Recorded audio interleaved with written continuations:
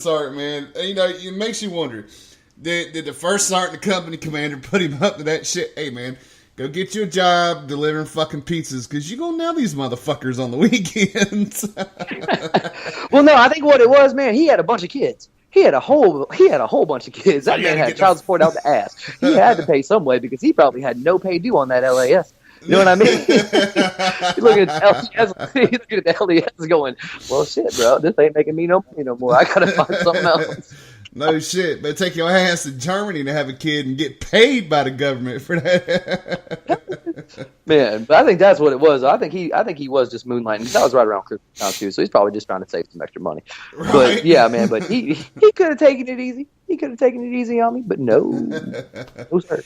I want to give a shout out to Mr. Ron C in the chat group and Miss Julie all the way from Ireland. What's up there, baby doll? And Ron C's a former Army brat too. He's a fellow Carolinian, but lives out in Oklahoma. He's one of our avid listeners, always in the chat group. He's over here telling some funny shit about his barrack stories too already. Nice. Hey, tell him come on the show, man. We want everybody. Anybody and everybody. We want all the stories. All the stories. So all y'all listening right now, man, if y'all are listening through the Spreaker app, you can click on the title of the show and it'll bring you into the chat group. If you're listening on the dangerousgrounds.network, hit the chat symbol inside the play block and you can come into the chat room, say hey to us. We'll give you a holler. I'm doing good, Julie. I'm doing good. How you doing, baby? And, we'll love to hear some of your barrack stories and whatnot. And if you got some barrack stories and you want to bring them to the barracks lawyers, sure, Anthony, I have an email address popping up sometime soon, or you can email me at dgn1980@my.com and put in there that you want to be a guest host on the Barracks Lawyers, and we will pass it down the line. And would love to hear some of them shits. So I got a small tidbit of one. So Patron King, I had the pregame because in Germany their servings are not as big as ours. The half a shot glass and whatnot. So I would drink a fifth of Patron before I even walked out the fucking door. And he's a captain nowadays over in Japan, but he was an E4 living right across the hall from me. And Saturdays, everybody came to my room because I am a true Southern redneck. I'd be cooking fried chicken, homemade mashed taters and shit like that. Cooking a home cooked meal for everybody. And he had the audacity to say, "Country, ain't no fucking way in hell that you're drinking a fifth of Patron and walking out the barracks to go drink at the bar." I was like, "You want to bet?" He goes, "Sure, what you want to bet? Any fucking thing you got. Your paycheck, your Jordans, I don't give a fuck." Matter of fact, I'll buy 2 fifths. And he's like, nah, I'll buy the liquor. I was like, all right. So in Germany, fifth of Patron went for $25. So he went and got the gold seal, brought it back. Halfway through, the son of a bitch, this motherfucker goes running across to his room, pukes in his blender, pukes in his shoebox, pukes in his bed, and passes the fuck out. I finish the rest of the bottle and go out to fucking Ed's and spend about another 400 euro. Dude, I was a drinking motherfucking fool. I mean, I don't know. I thought Germany was supposed to have unfiltered shit, which they do. I just had a tolerance from hell. And, Jesus Christ. Came back the next day. We all woke up on Saturday morning. And, it's like, "Where's Kirk at?" It's like, I don't know. Where is the son of a bitch at? He fucking left halfway through the damn bottle. His roommate said, "That son of a bitch came in here fucking puking all over the place. Appreciate that, country." I was like, "Hey, man, just be glad the son of a bitch didn't bet his paycheck, because I'd be owning that motherfucker right now." But he's a captain nowadays, signal unit out of Japan, and he says that I am in his safety brief every fucking weekend on what not to do whenever you go against drinking a 6'6" country motherfucker from the Carolinas. So I'm telling you, bro. That's what made my safety briefs fucking epic. Was that I just said don't do all the shit that I did. Right. I'm telling you. Yeah, that basically covered everything. You know what I mean? If I just broke down, just don't do all the shit that I did, then I knew I was good. I covered it all because I probably did it. So I went ahead and threw it in there. I mean, we even threw in, don't do stuff with little people you don't want people to find out about. You know what I mean? Don't do stuff with the midgets. Freedom boner or not, some things you should not do. I'm telling you. Yes, Julie, I know there's quite a bit of Irish in me. That is damn for sure. About 80% Irish. I love my heritage, man. Julie Leonard, she's actually from Ireland. She lives in Ireland. And somebody I talked to, she's a badass chick. She's got a lot of respect for the American veterans and the veterans within Ireland too. And she definitely ain't scared to call somebody out on their bullshit. Ain't nothing wrong with that. She sent me this picture one day of this fucking dumbass that had a Marine uniform on and said he was a lieutenant sergeant in the United States Marine Corps. Hey, that's that new rank they developed for them spaceship door gunners. You know what I'm saying? Yeah, lieutenant sergeant. It's the black bar. I'm telling you. Oh man, I look this mother. We talked about that on MASH back in the day. You know what I mean? So that was like Korean era shit. They just brought it up and they just mashed it up with the new era shit. That's what that is. I'll tell you. So I looked this motherfucker up, man. I straight laid in his ass. I said, "You son of a bitch, where in the fuck you get Lieutenant Sergeant from? You fucking stolen valor son of a bitch." I did. I turned his ass over to Stolen Valor too. So sometimes you have to. Sometimes you have to. We had a guy down here, man. He went by the name of Jimmy Banks, and he was someone that had actually worked for me for a little while, and he kept changing his story. Oh man, I was 5th group, I was 7th group, I was just, and it always went between 5th and 7th. Now I'll give him that. It kept going between 5th and 7th, and honestly, I never really thought much of it because he was older, and he had some mental issues. So I was just like, oh, okay, man. Well, this dude, he's solid guy. I mean, not gonna mess with him. And he threw out my brother Dale's name one day, and said that he was with him in Panama with 5th group. And I was like, huh, all right, man. Well, hey, small world. We have a mutual friend.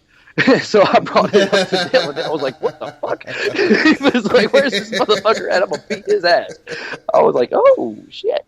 Let me call Anthony Anderson real quick. Nah, shit, man. Shit. All right, I can't wait. So if y'all want to hear the Barracks Lawyers, it starts next Sunday, 5 o'clock Eastern on the Dangerous Grounds Network. Y'all go to dangerousgrounds.network and go to the show's 2 tab and scuffle on down to where you see the Barracks Lawyers. We'll be posting it up on social media sites and stuff like that, Twitter, Facebook. You can catch our shows on our YouTube channel, the Dangerous Grounds Network YouTube channel. You can catch our past shows there. Or you can go to SoundCloud. All of our songs get downloaded to, all our shows get downloaded to SoundCloud as well. So they're always up there to listen to. Listen to your favorite show over and over and over again. And yeah, man, keep it rolling.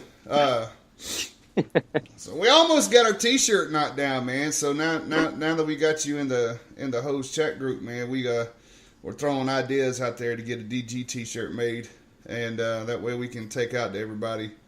And I was thinking, and it's your show, of course. You're the host of the Barracks Lawyers, but I got a buddy of mine that is a drill sergeant at Fort Benning. Oh, there you go. He has said, just give him a heads up, and he'd love to bring us in on a Sunday.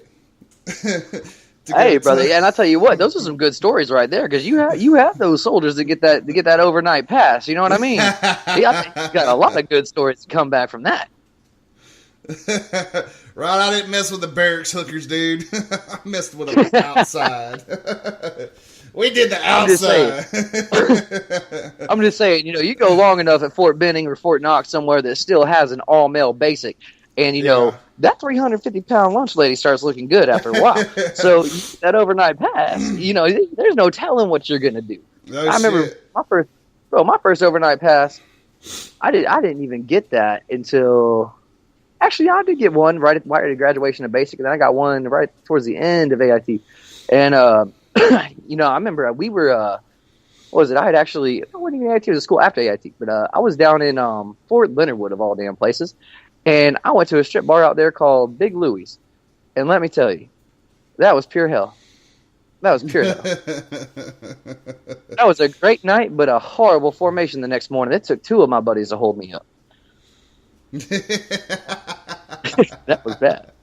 Well, I think it'd be pretty cool to get down there with Dressar Hands. I would call him Dressar Hands. I can't say he don't want his name put out there, but do you imagine the look on them motherfuckers' faces with us doing the show from there and them listening to, oh my God, really? This is what happens? This is what happened? Some of them motherfuckers would probably be pumped the fuck up and motivated as shit to finish basic training after that. Oh, dude, I'm telling you, man, the one good thing that came from me getting 2 back-to-back Article 15s is that I learned how not to ever get one again. I learned that I always wanted a first-floor barracks room so I could pop that screen out and hop out that damn window, and it worked plenty of times. That's awesome. That's awesome. I did basic in Fort Knox, actually. 147 Bushmasters had that big. What's that? That's right. I did basic too. Same company. Oh shit! You was with Bushmasters? I was with Bushmasters, man. I got a little wine glass they sell your parents to prove it. Nice. That big shout out to Senior Drill Sergeant Joaquin and Drill Sergeant Angel. Jesus Christ, man. We had this dude, his name Drill Sergeant Angel, man. This motherfucker was like 5'3" infantry. This son of a bitch go hopping through the fucking beds and shit like that. God forbid if somebody left their wall locker open, and it was bound to happen. Bound to fucking happen. Jesus. This son of a bitch would crawl inside that motherfucker. All right? Be waiting for the private to get back. Brother, boom! I figured out why they get them short drill sergeants at Knox, man. They got that lower center of gravity, man, so when you hitting that last ruck march and you got them big ass hills, they come walking right up past your ass when you struck them. Man, it's because they small, man. All they gotta do is lean forward. They walking right up them motherfuckers. I'm telling you, man, Misery was a bitch.